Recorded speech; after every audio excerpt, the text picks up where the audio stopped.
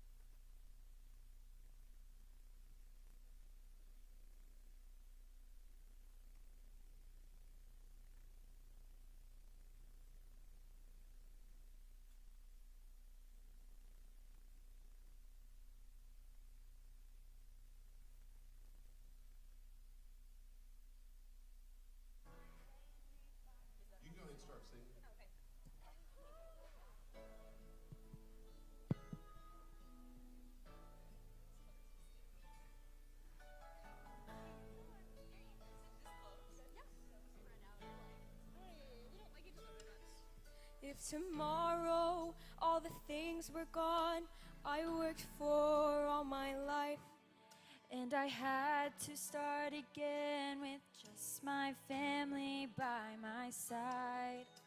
I thank my God above to be living here today, 'cause the flag still stands for freedom, and they can't take that away.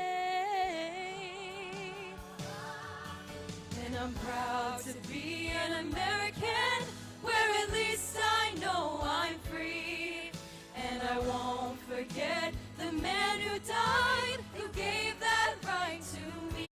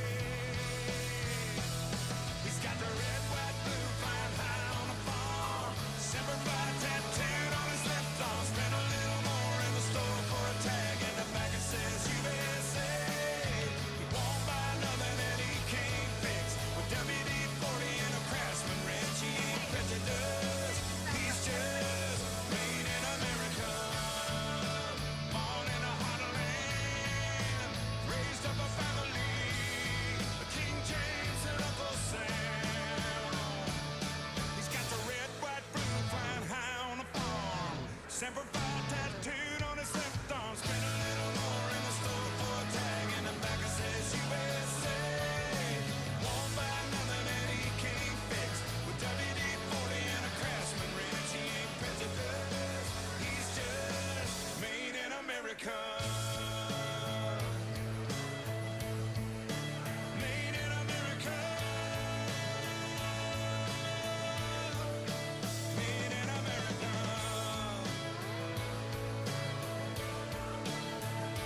Yeah, my old man's that old man. Made in America.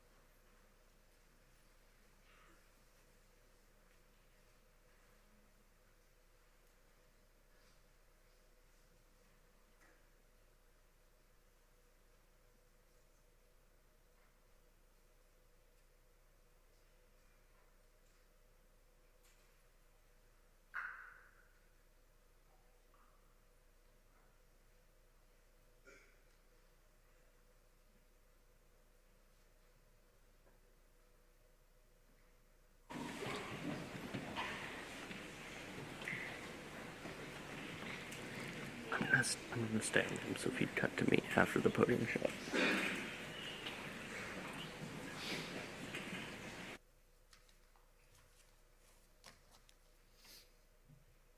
We would like to welcome faculty, student body, visitors, and especially our veterans and currently serving members of our armed forces to the Pryor High School Veterans Day Assembly. At this time, we would like for all veterans and currently serving military who are present this morning to stand.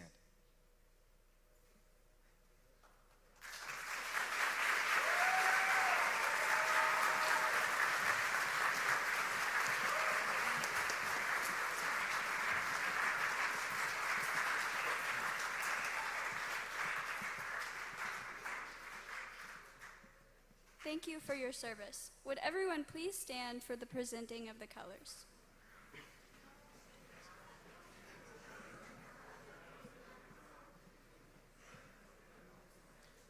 Color guard, advance.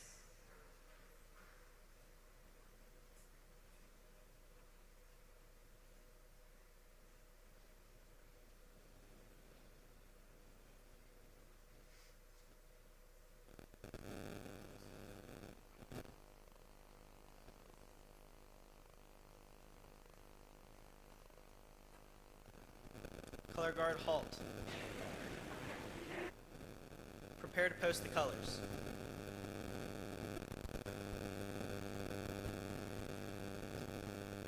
Post the colors. Please join me in the Pledge of Allegiance. Attention, salute, pledge. I pledge allegiance to the flag of the United States of America and to the republic for which it stands, one nation, under God, indivisible, with liberty and justice for all. Color guard dismissed.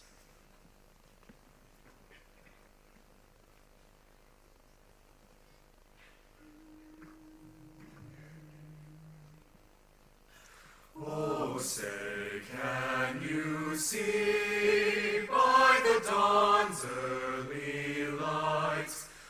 What so proudly we hailed at the twilight's last gleaming, whose bright stripes and bright stars through the perilous fights o'er the ramparts we watched were so gallantly streaming, and the rocket's red glare, the bombs bursting in air, gave proof through the night that our flag was still there. Oh, say does that star-spangled banner yet wave o'er the land of the free,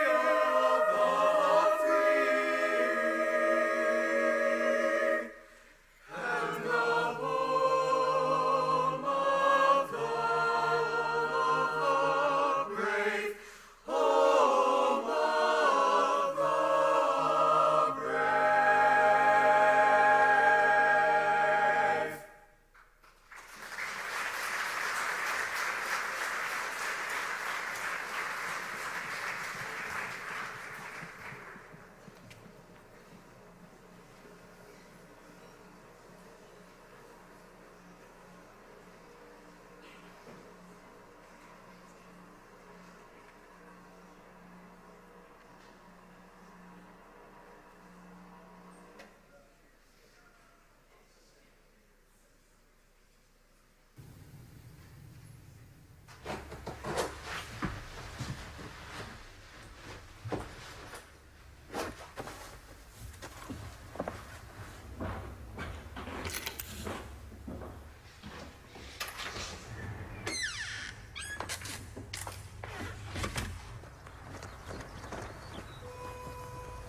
I walked through a county courthouse square. On a park bench, an old man was sitting there. I said, "Your old courthouse is kind of run down." He said, "No, it'll do for our little town." I said, "Your old flagpole is leaned a little bit, and that's a ragged old flag you got hanging on it." He said, "Have a seat," and I sat down. "Is this the first time you've been to our little town?" I said, "I think it is." He said, "I don't like to brag, but we're kind of proud of that ragged old flag. You see, we got a little hole in that flag there when Washington took it across the Delaware. And it got powder burned the night that Francis Scott Key sat watching it write and say, 'Can you see?' And it got a bad rip in New Orleans, Pakenham and Jackson tugging at its seams. And it almost fell at the Alamo beside the Texas flag, but she waved on though. She got cut with a sword at Chancellorsville, and she got cut again at Shiloh Hill. There was Robert E. Lee, Beauregard, and Bragg, and the south wind blew hard on that ragged old flag. On Flanders Field in World War I, she got a big hole from a Bertha gun. She turned blood red in World War II. She hung limp and low a time or two. She was in Korea, Vietnam. She went where she was sent by her Uncle Sam. She waved from our ships upon the briny foam, and now they've about quit waving back here at home. In her own good land here, she's been abused. She's been burned, dishonored, denied, refused. And the government for which she stands is scandalized throughout the land. And she's getting threadbare and she's wearing thin, but she's in good shape for the shape she's in. 'Cause she's been through the fire before, and I believe she can take a whole lot more. So we raise her up every morning, we take her down every night, we don't let her touch the ground, and we fold her up right. On second thought, I do like to brag, 'cause I'm mighty proud of that ragged old flag.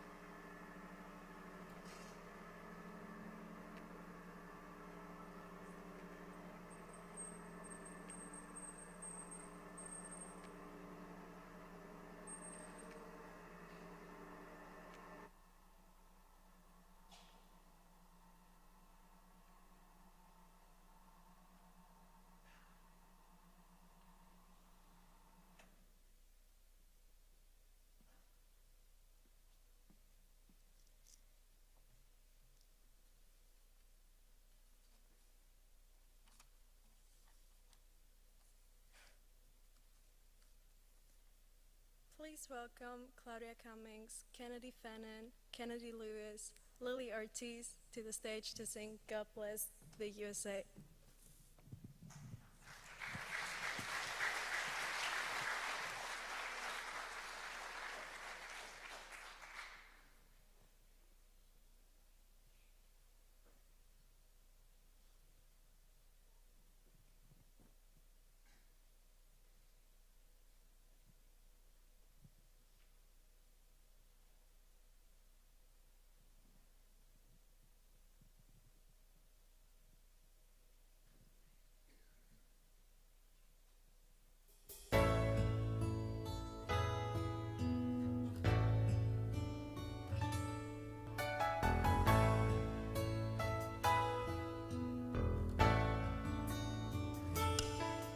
If tomorrow all the things were gone I worked for all my life, and I had to start again with just my family by my side, I thank my God above to be living here today, 'cause the flag still stands for freedom, and they can't take that away. And I'm proud to be an American, where at least I know I'm free. And I won't forget the men who died, who gave that right to me. And I proudly stand up next to you and defend her still today. 'Cause there ain't no doubt I love this land. God bless the USA.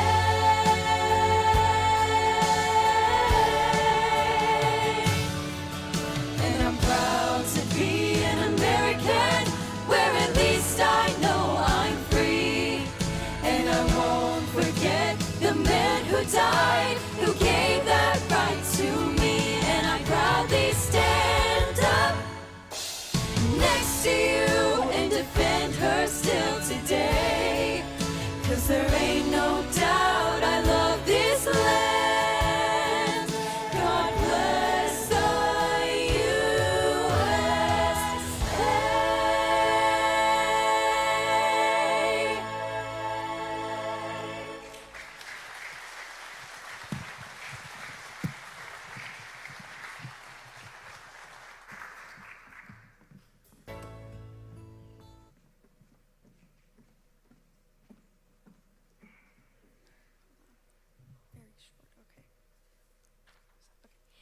It is my honor and privilege to introduce our speaker today. Many of us know him as the coach that yells way too loud, who puts the fear of Coach Harmon in them, or just the strength and conditioning coach. I know him as a hero, a good, passionate person who would do anything to help someone in need. Yes, he does yell too loud, but sometimes he has the right to. He cares deeply about all of his students in his classes and will sometimes tell a funny joke. He grew up in a small town about 45 minutes away in Wyandotte, Oklahoma. 2 weeks after graduating high school, at the age of 17, he was in San Diego, California, to begin basic training in the United States Marine Corps. After basic training and schooling, he was stationed in 29 Palms, California. Coach Harmon served 2 tours in Afghanistan as an infantryman on both deployments. After he served his 4 years, he was honorably discharged. Please help me welcome Coach Harmon to the stage.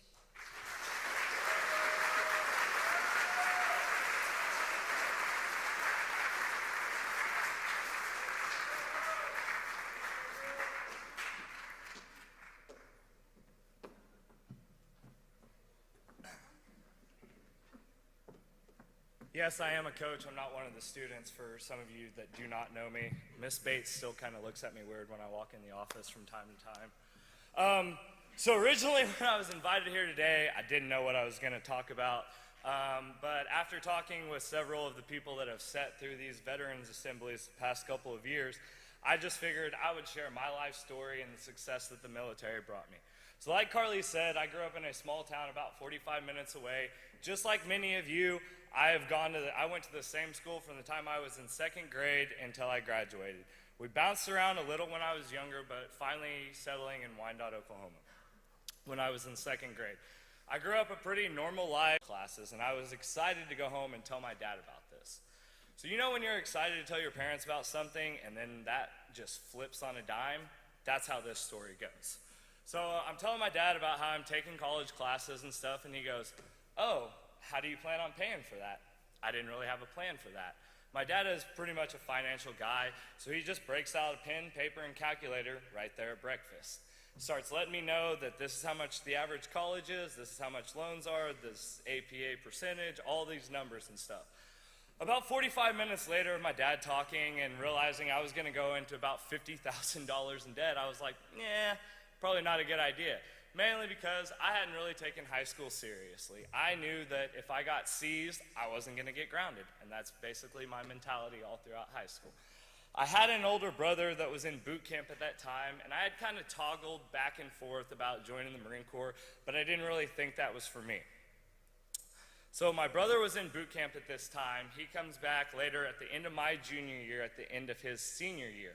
So what my brother had done, he had completed high school early and then went to Marine Corps boot camp during his senior year, and they had timed it out to where he actually was graduating. He graduated Marine Corps boot camp on a Friday. The next Friday, he graduated high school. They had let the school know that as he was walking across the stage. I had spent my entire life in Wyandotte watching many of the games and stuff, and I had never seen the crowd erupt like that they did during that moment when they announced that my brother had just graduated boot camp the week before. I knew in that moment that I wanted that as well. So going into my senior year, over the summer, on my 17th birthday, my parents signed documents saying I was able to make my own decisions in life. I would sign up for the Marine Corps later in July, going into my senior year. So all those college preparatory classes, I went in first day and dropped. I took 5 electives my senior year. I'm not gonna lie, it was pretty easy. I didn't do a whole lot, except for kind of chill, and I got ready for boot camp. Sorry, I lost my spot. Thank you. So, like I said, I was kind of chill in my senior year, and then I was getting ready for boot camp. Like Carly said, 2 weeks after boot camp, 2 weeks after graduation, I was in sunny San Diego, California, where I completed boot camp. After boot camp, I went back to San Diego, where I went to ITB. ITB stands for Infantry Training Battalion. So the Marine Corps is still the only branch that requires everyone to shoot the infantry weapons. So me being an infantryman, I went through 8 weeks of ITB training. Upon completion of the Infantry Training Battalion, I got stationed in 29 Palms, California with the 1st Marine Division, 3rd Light Armored Reconnaissance Battalion. I was placed in Delta Company, 3rd Platoon. They had just gotten back from Iraq a couple months before, so I knew it was going to be a long time until I deployed. This was December 2009. We will fast forward and go to November 2010. I'm gearing up for my first deployment. I was appointed the position of dog handler for my first deployment. This meant that I had a black lab that found IEDs in the road. IEDs are improvised explosive devices. These were our biggest threats in Afghanistan. And lucky me, I was the one that was leading every patrol with this dog. So, his name was Crush. So we'll fast forward a little bit into my deployment. On December 23rd, which is now known as my Alive Day, was my first time I had been struck by an IED. It was my first heavy taste of combat. A couple weeks later, once again, lucky me, I decided I would go ahead and hit my second IED on January 17th. Now, this one was a lot bigger, and I sustained more of injury during this one, as it was a little over 100 pounds is what I was told. So during this time, you were only allowed to hit 3 IEDs in Afghanistan. That was your magic number. And again, lucky me, I hit 2 in the same month. So I would spend the next 3 weeks on guard because they didn't really know what to do with me at the time. I was one of 13 dog handlers in a battalion of 1,300. I was what you would consider a battalion asset. I was needed over there and could not get hit again. So I spent 3 weeks on guard, and after fighting with my platoon sergeant for about a month, I negotiated my way to going back outside the wire. He let me go on the mission. It was called Operation Rawhide, which happened to be our battalion's largest mission on this deployment. We went to the town of Barum Chah. It is the border of Afghanistan and Pakistan, where they facilitated a lot of HME, which is homemade explosive bombs and stuff. It was just a real bad town. Think of Gotham City. So we were down there during this mission, and this is where I would hit my final and third explosion on this deployment. It was an HME lab, which is homemade explosives, that had blown up on me and my truck while we were holding security. We continued the mission. No one was really hurt down there at that time, but that was my final call. Later that year, after completing the first deployment, we would get back in June 2011. Shortly after returning home from my first deployment, I was named team leader. Team leader was a big accomplishment during this time because that meant going on my second deployment, I was going to be in charge of 4 other Marines. Between the deployment, you do what is called a workup. All it is a bunch of training operations and getting you ready for your next deployment. So I won't bore you with those stories. Basically just going out in the desert, being hot and being cold and shooting a bunch of guns. So April 2012, I'm gearing up for my second deployment to Southern Province, Afghanistan. This would be my second deployment. So once again, my unit was sent to Helmand Province. This time, we would be the furthest southwest unit in all of Afghanistan. And lucky for me, once again, my platoon would be the furthest away from everyone. Now, I'm not gonna lie, this deployment was way more relaxed than my first deployment. But obviously we were still in Afghanistan. When we would go south of the river, we would experience heavy firefights and combat, but as long as we stayed north of it, we were pretty good. We did multiple helo missions during this deployment, experiencing only a couple IEDs, and I would actually get lucky on this one and not strike any. To this day, my greatest accomplishment is bringing home my entire team with all of their limbs to their families later that year in October 2012. So we're gonna fast forward again. 6 months I spent after I got back from my second deployment in October 2012, I would spend 6 months in the Marine Corps just waiting to get out. Later in that June 2013, I would be honorably discharged. I decided to come home. I started my collegiate career at NEO in Miami, Oklahoma. I spent a little over two and a half years there, but this is where I found what I truly love in life. I was working at the gym on campus with a coach by the name of Coach Davis. He's actually Miami's athletic director now. He really liked me because I had decided one day when I was bored to reorganize the entire weight room and put all the weights back in order, and I kept this up for several months. He later asked the supervisor who was doing this, and the supervisor said me. Coach Davis asked me what I was doing with my life, and I looked at him, shrugged, and said, honestly, Coach, I have no idea. I had thought about being a personal trainer at that time because I really enjoyed working out. I also had thought about being a cop because I knew it was an easy transition from Marine to cop, and I had done a ride-along with Compton PD when I was in California, and I had really enjoyed that. I looked at him and I said, "Coach, do you have a guy that works out your football team?" He looked at me very confused and said, "We have a strength and conditioning coach." And I said, "What do they do?" He introduced me to a guy a couple weeks later by the name of Colby Ellis. He was the strength and conditioning coach for NEO. He had played at OSU and NEO as well. He let me job shadow him for a semester. The first time I walked into the gym, I literally knew that is exactly what I wanted to do in that moment.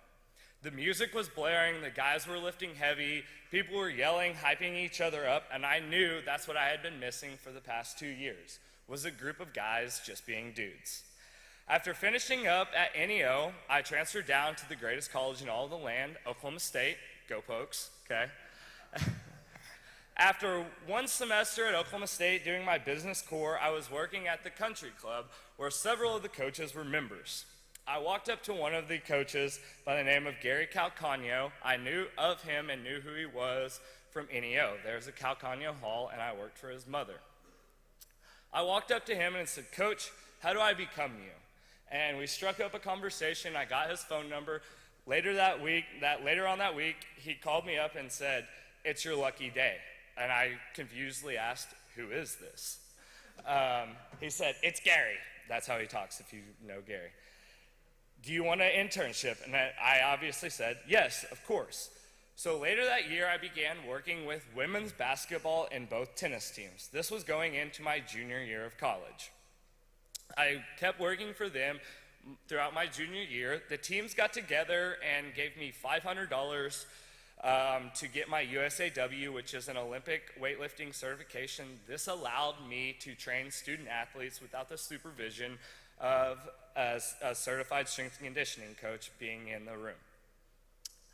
So I did that my junior year. Going into my senior year, they thought that I would be the next graduate assistant. So I began to work with wrestling. If you know anything about Oklahoma State wrestling, we have the most national championships out of any college, out of any sport, out of any college in the entire NCAA. So it was a big deal to be working for this program. So after that, my senior year, I started my graduate assistantship. I began working with men's basketball, golf, and of course, wrestling. I did that for a year and a half. Going into my final semester of grad school, I was asked to begin working under Coach Rob Glass with football. This is a big deal considering he is the third highest paid strength conditioning coach in all the NCAA. I worked for them through the 2020 COVID season, if you will. Later, after completing my time as a graduate assistant, I went to NSU for a semester, and then I made my way here in June 2021. Okay, sorry, I got confused on my dates a little bit. So the reason I am telling you my story was to let you know that I am from small town Oklahoma too. I have worked at a university that I only dreamed about going to in nights in Afghanistan, and all of my success was because I became a United States Marine Corps, and the work ethic and the drive, everything that I have become was because of what was instilled of me during my time as a Marine Corps, and of course, what my parents instilled in me growing up as well. My ability to work and intern was because I was making enough money off the GI Bill and was able to intern for free and still have the college experiences that I wanted. The GI Bill was also paying for my college tuition and all the fees as well. So I was making money on top of my tuition being paid for. That's how I was able to do that. So I'm here to tell you that you do not have to go into debt for college, and you should not go into debt for college. I got both my undergrad and master's paid for by the GI Bill and an extension of it.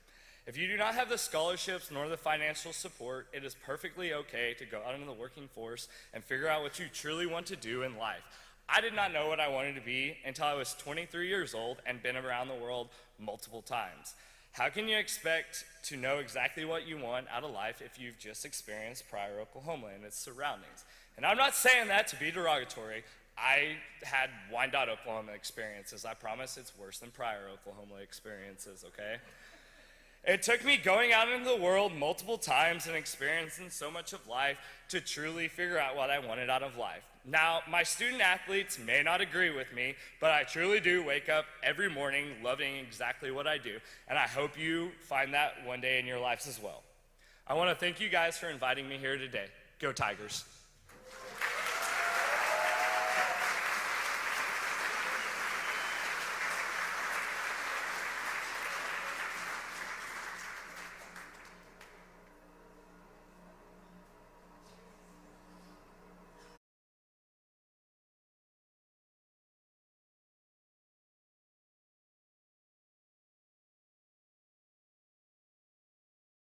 What does Veterans Day mean to you? Veterans Day means that we are honoring those that served our country for us to have the freedom that we are able to live in.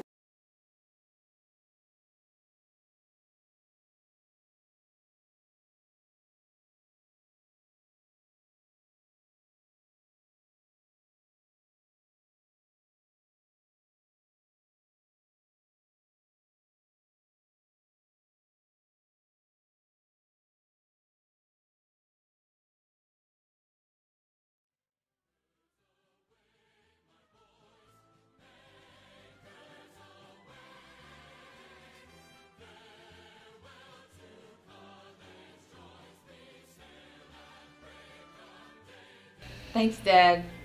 Thank you for your service. Thank you for your service. Thanks, Grandpa, for your service. Thank you, Dad. Hey, Dad.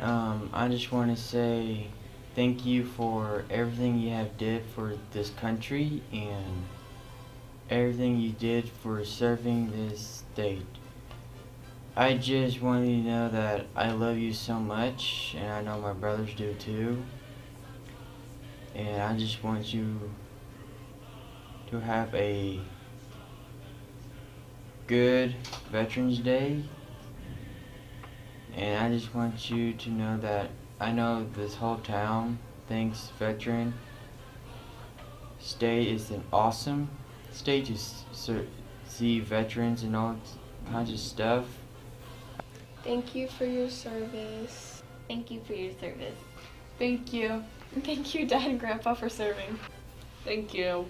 Thank you, Mr. McGuire, for your service. Thank you, Chase, for your service. Thank you, Aaron's dad. Thank you, Dad, for your service. Thank you, James, for your service. Thank you, Grandpa, for your service. Thank you, Dad, for your service. Thank you, Dad, for your service.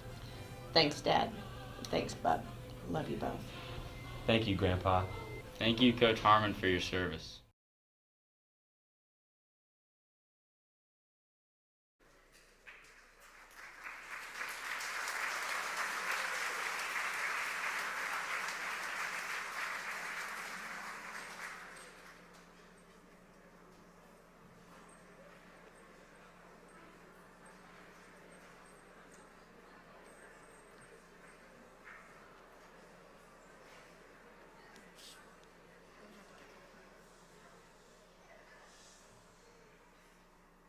Please join us as Mr. Speakman and the Pride of Pryor play Armed Forces on Parade.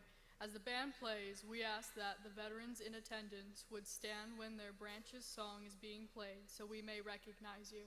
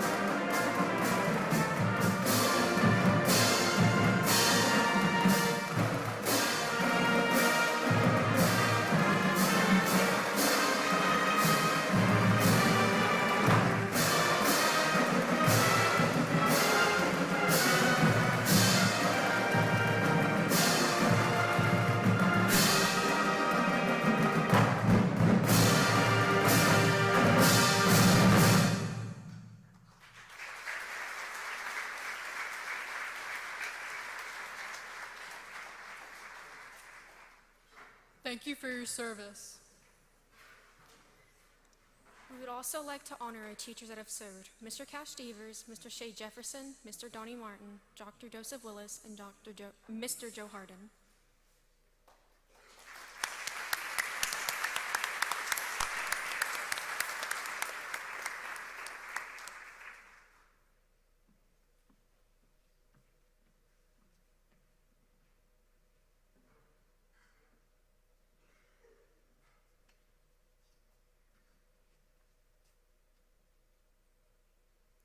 It is my pleasure to call to the stage the amazing Pryor High School students who have already made the sacrifice and commitment to our country's freedom for enlisting in a branch of the armed forces. Please come to the stage when I say your name.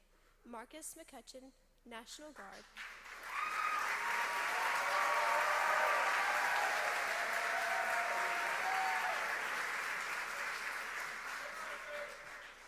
And Jessica Hadley, Navy.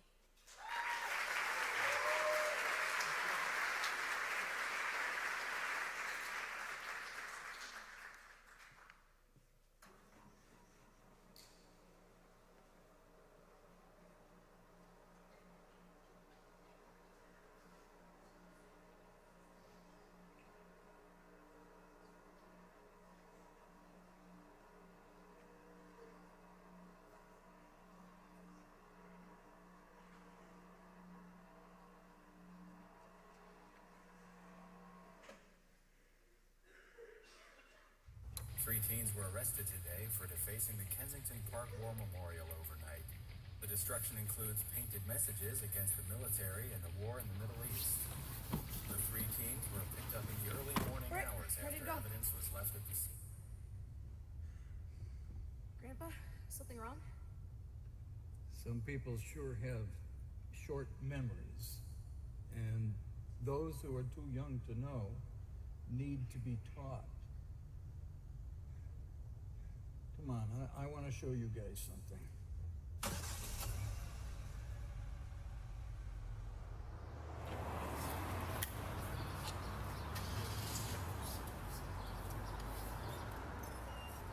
The United States of America was suddenly and deliberately attacked by naval and air forces of the Empire of Japan. At dawn on the morning of the 6th of June, 1944, 225 Rangers jumped off the British landing craft and ran to the bottom of these cliffs. 225 came here. After 2 days of fighting, only 90 could still bear arms. These are the boys of Puente Hope, champions who helped free a continent. These are the heroes who helped end a war. You are men who in your, quote, lives fought for life and left the vivid air signed with your honor.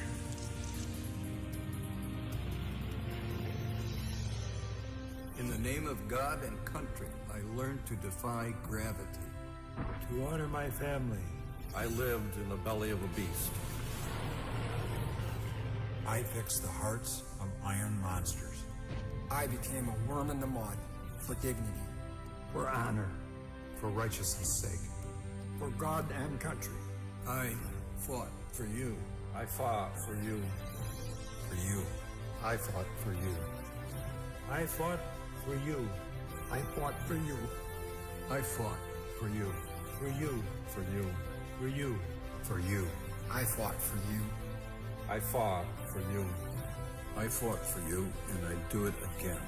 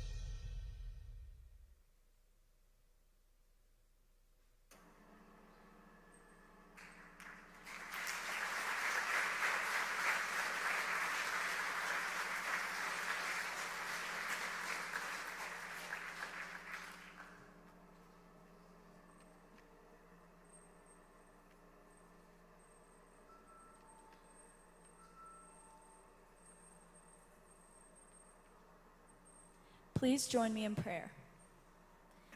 Dear Heavenly Father, thank you for giving us the opportunity to gather here today to honor those who have served our country. We give thanks for our veterans and their bravery in service for our freedom. We pray you will bless them and their families, protect and heal them, comfort their hearts, and give them peace. May their dedication and honor never be forgotten. Amen.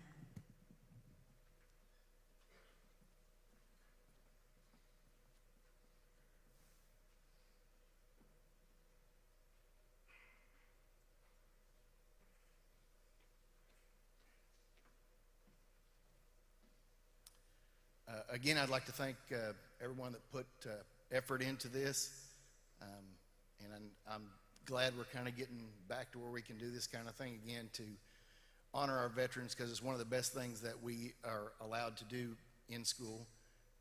I think it's great for our young people to take a minute to recognize. I think it's good for people like me, myself, just to stop and pause and say thank you. So again, I'd like to say thank you again to all the veterans.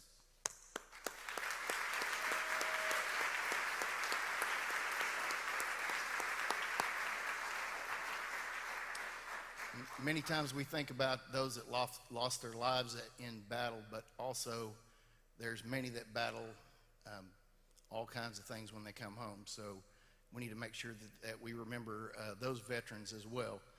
And I appreciate you being here, and I appreciate your attentiveness. And the one thing that's always stuck out to me being here, when I first came to Pryor, that we did a Veterans Day assembly, and I just kind of went along with it and watched what went on. And it's a very, very good thing that we do, something that we'll continue to do and hopefully even get better at. And again, thank you for this time. Thank you for your service to all the veterans. Thank you. Please report to your Aspire class.